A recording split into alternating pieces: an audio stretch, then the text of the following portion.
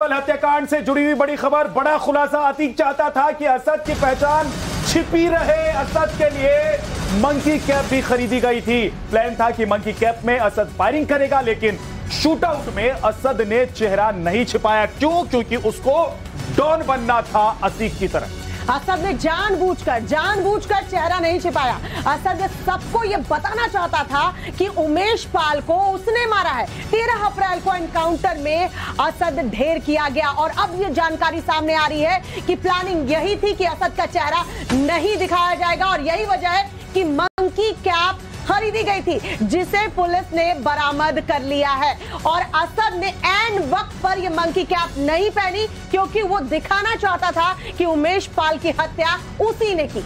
बिल्कुल, और असद को पता था कि इसके बाद, यानी कि इस हत्याकांड के बाद उसका खौफ हो जाएगा प्रयागराज में, और वो चाहता भी यही था कि अपने चाचा और अपने पिता यानी कि अतीक और अशरफ की तरह उसका भी खौफ पूरे प्रयागराज में, उत्तर प्रदेश में और जिन इलाकों में इनकी गुंडागर्दी चलती थी, वहां तक पहले लोग एक बार फिर से जाने कि अतीक भले ही जेल में है, अशरफ भले ही जेल में है, लेकिन डर जो है वो कायम रहे।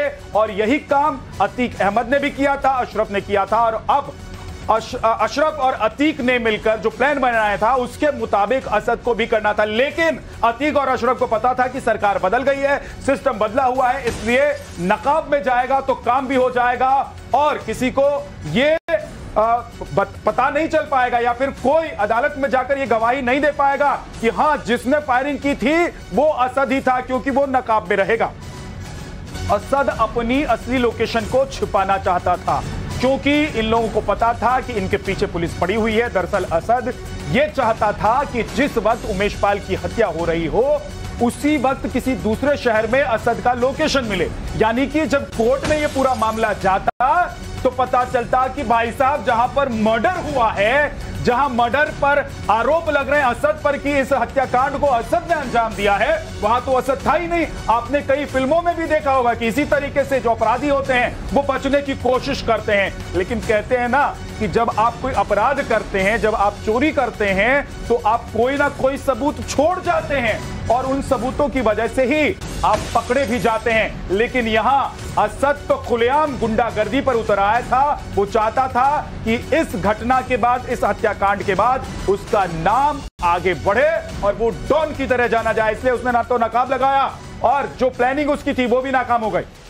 और चलिए अब आपको ग्राफिक्स के जरिए तस्वीर समझाते हैं। 24 फरवरी का वो दिन था, एक तरफ असद जो है वो फायरिंग कर रहा था। किस तरीके से उस दिन फायरिंग की गई, क्या पूरी प्लानिंग थी, उसको जरा समझिए। ये तस्वीर देखिए, असद प्रयागराज में शूटआउट के दौरान मौजूद था। हमने वो तस्वीर भी लगाई है, हाथों में देखिए उसके गन है और किस तरीके से वो कार से उतरता है।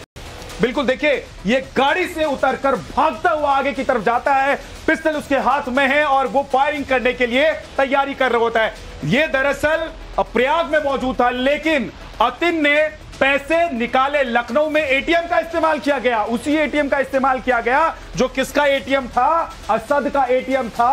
और दिखाने की कोशिश, देखिए बरगलाने की कोशिश कैसे होती है, कैसे किसी केस को खत्म किया जाता है, उसके सबूतों को खत्म किया जाता है, वो ये लोग जानते थे। क्योंकि अतीक अहमद, अशरफ सभी प्लानर थे, बड़ी बड़ी हत्याओं को इन्होंने अंजाम दिया था, सड़क पर दौड़ाकर किसी को मार देते थे। फिर आप समझ सकते हैं कि ये क्या कर सकते थे। तो लखनऊ में पैसे निकाले गए और प्रयागराज में असद हत्या कर रहा था।